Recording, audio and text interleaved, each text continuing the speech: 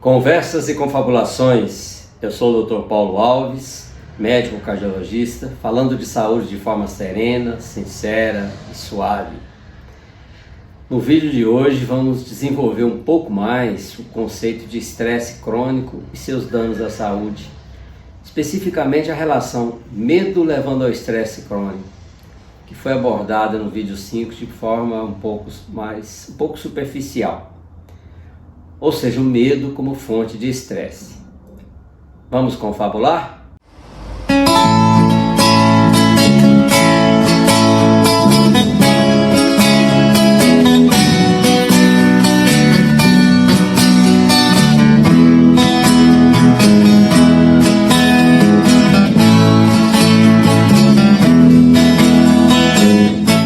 Antes que você se esqueça, dê seu like, compartilhe o vídeo com seus amigos, se inscreva se não é inscrito e acione o sininho para receber as notificações de novos vídeos. Nós vimos no vídeo 5 como o estresse crônico causa danos à saúde e como o medo é uma fonte poderosa de estresse. É assim, se eu sinto medo, independente da causa, meu organismo interpreta isso como uma ameaça e produz as reações de estresse. Portanto, se eu conseguir controlar meus medos, eu estressarei menos e adoecerei menos. Nós vamos tratar disso hoje e eu vou dar a vocês algumas ferramentas para ajudá-los a avaliar o medo, o pânico às vezes, que tomou conta da gente, que tomou conta das pessoas há 1 ano e meio e que não é causado pela pandemia, é um medo que nos é imposto. No desenvolver do vídeo vocês vão entender o que eu estou dizendo. E se você não se lembra do que foi tratado no vídeo 5, recomendo, volte lá e o reveja. Isso vai te ajudar a entender melhor esse vídeo aqui. Bom, nosso assunto então vai girar em torno da relação medo levando ao estresse. Nós estamos vivendo uma pandemia do medo. Eu tenho observado no meu consultório uma mudança do perfil emocional dos meus pacientes por causa desse medo. Estou observando na prática essa sequência: medo, estresse, doenças relacionadas ao estresse. E em grande parte o medo advém da falta de conhecimento. A falta de conhecimento sobre uma situação supostamente ameaçadora é uma coisa escravizante. O conhecimento liberta. Bom, vamos às ferramentas. Primeira ferramenta: reconheça o seu perfil emocional e tente identificar se há algo a modificar para melhorar. Eu vou te ajudar. Você é o tipo de pessoa que, quando dá uma opinião a alguém, fica irritada se a sua opinião não é aceita? Você é o tipo de pessoa que fica enchendo a paciência do seu irmão gordo, barrigudo, bebedor de cerveja, porque ele não cuida da saúde? Mesmo você já tendo chamado a atenção dele para isso várias vezes, mesmo sendo ele adulto, em gozo das suas faculdades mentais? Você é o tipo de pessoa que, na tentativa de ajudar o outro com um problema, acaba tentando resolver o problema dele para ele? Bom, se você respondeu sim para as 3 perguntas, pode ser que você tenha uma tendência a ser uma pessoa controladora e deve estar sofrendo muito nessa pandemia, porque as pessoas controladoras sofrem com o que não conseguem controlar. Se algum parente seu se infectar, você talvez vá entrar em pânico. Você está deixando se afetar por algo que não depende de você e que nem cabe a você mudar. E antes que você me diga, mas eu sou assim, eu nasci assim, eu não vou mudar, pau que nasce torto morre torto, eu já vou te rebatendo. Uma das coisas que nos diferencia dos animais é termos consciência de nossa capacidade de pensar. E a outra, você não é pau, você é gente. Segunda ferramenta: entenda as coisas como elas realmente são. Nem tudo é o que parece ser. Depois de quase 1 ano e meio de pandemia, eu tenho uma convicção: o pânico generalizado que estamos vivendo se deve não à pandemia, mas o que se diz dela, e que nem sempre corresponde à verdade. Querem ver? 3 coisas que vocês entenderam como realmente são: máscara facial, lavagem das mãos e distanciamento físico das pessoas diminui o risco de transmissão do vírus. Vejam que eu não uso mais o termo distanciamento social, é distanciamento físico. Uma coisa que vocês não entenderam ainda: toda doença nova tende a desencadear na comunidade médica posicionamentos e entendimentos antagônicos. Isso é comum acontecer. E é normal que aconteça, porque a ciência é movida pelas dúvidas, não pelas certezas, pelas perguntas, não pelas respostas. Eu vou contar uma coisinha para vocês. A Sociedade Brasileira de Cardiologia, da qual eu sou membro, faz um congresso de cardiologia anual.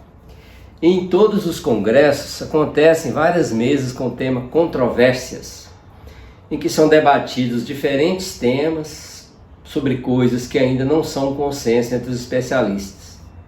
Controvérsias no tratamento das arritmias, controvérsias no uso do medicamento tal, controvérsias na indicação do exame tal, etc. Em que dois especialistas discutem um tema a partir de perspectivas opostas, conforme as convicções de cada um. E é assim que os consensos vão sendo construídos. E ninguém é xingado de nomes mal cheirosos por defender esta ou aquela conduta. O que acontece é uma discussão saudável. Existem consensos e controvérsias sobre a Covid-19. Já há consenso sobre como a doença evolui e sobre como tratar as complicações da doença. Mas ainda não há consenso sobre as possibilidades de tratamento no intervalo que vai entre a contaminação e o início do surgimento das complicações. Como também não há consenso sobre um tanto de outras coisas que têm sido apresentadas e defendidas como verdades irrefutáveis. Há divergências, o que é normal e saudável entre os médicos.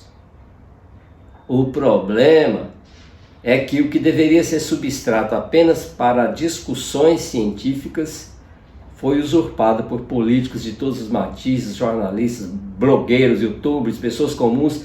Todos discutem tudo com propriedade, demonstrando certezas que os próprios cientistas ainda não têm. E você ganha o que com isso? Ganha mais medo, que vira desespero, que vira pânico, inundado que é diariamente pela imprensa e pelas suas redes sociais com as mais variadas opiniões sobre isso e aquilo. Sim, opiniões. As divergências serão sanadas pelos estudos que estão sendo feitos, e são muitos, pelas mãos do cientista. Eu não estou questionando ativismo político, não. Se você gosta de ver, ouvir ou participar de embates políticos, isso é uma coisa tranquila para você, ok. Continue se divertindo, isso não vai te fazer mal algum. Mas as discussões políticas envolvendo essa pandemia te estressam, te assustam, causam medo, pânico? Então desconsidere o que você está vendo e ouvindo. Acredite, confie só na ciência, que continua trabalhando arduamente para dominar a situação, e disso você se beneficiará com certeza.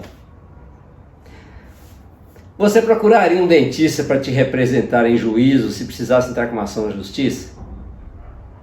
Contrataria um psicólogo para fazer o projeto de construção da sua casa? Você recorreria a um jornalista para te socorrer se começasse a sentir dor no peito? Entendeu, né? Cada um no seu quadrado. É assim que a banda toca. Se eu pudesse subir numa montanha e gritar aos quatro cantos do mundo, eu gritaria: deixem os profissionais de saúde trabalharem em paz. Estes sim podem afirmar que estão salvando vidas. Tem muita gente por aí afirmando isso sem poder comprovar. Outra coisa que vocês não entenderam, mas que a ciência já explicou. A maioria das pessoas que se infectam com o coronavírus vão se recuperar sem problema. Mas algumas, entretanto, desenvolvem uma resposta inflamatória generalizada que a ciência tenta entender como e por que acontece. Essa resposta é relacionada com a quantidade de vírus na pessoa e com a presença de algumas outras doenças, as comorbidades. Falando então só dos pacientes que complicam, nós temos a seguinte situação. O risco de evoluir para o óbito está relacionado com a idade e com a presença de comorbidades. Por exemplo, no extremo, um idoso obeso, diabético, portador de uma doença cardíaca grave, tem um risco muito grande de evoluir mal se ele desenvolver as complicações, da mesma forma como teria se ele contraísse uma gripe, uma pneumonia bacteriana, uma infecção urinária, ou se tivesse que fazer uma cirurgia de grande porte. E no outro extremo, um jovem saudável que desenvolve as complicações da infecção tem uma chance muito grande de evoluir bem e sair andando do hospital. Então nós temos aqui duas coisas muito bem definidas. Ninguém morre da infecção, morre das complicações. E 2, não são só as complicações as responsáveis pelos óbitos. Outra coisa que vocês não entenderam ainda: as vacinas até agora desenvolvidas não dão proteção individual, mas proteção coletiva. Quando você tomou a vacina contra sarampo, por exemplo, você se imunizou contra um vírus do sarampo para o resto da sua vida. Não precisa de dose de reforço. Isso é um exemplo de proteção individual, mas não é o que ocorre no caso da vacina contra o coronavírus. As vacinas que nós temos aí até agora, elas diminuem o risco de infecção. E se a infecção acontecer, elas diminuem a gravidade da infecção. Por exemplo, vou pegar como exemplo a Coronavac, que tem uma eficácia de 50%. Hipoteticamente, um grupo de 100 pessoas, se 60 fossem se infectar, considerando, né, que nem todas as pessoas que têm contato com o vírus se infectam, nós teríamos aí então, nesse exemplo hipotético, um risco de 60% de infecção. Se as 100 pessoas tomam a vacina Coronavac, esse risco de infecção cai de 60 para 30 pessoas. E as outras 30 vacinadas que desenvolveram a infecção vão evoluir de uma forma mais leve. Claro. Então, à medida que as pessoas vão sendo vacinadas, vai aumentando o número de pessoas que se tornam menos suscetíveis ao vírus, ou seja, que correm menos risco de se infectar. Logo, o número de pessoas que se infectam vai diminuindo. Consequentemente, a quantidade de vírus circulando na sociedade também vai diminuindo. Diminuição da circulação do vírus significa diminuição da velocidade com que as mutações acontecem.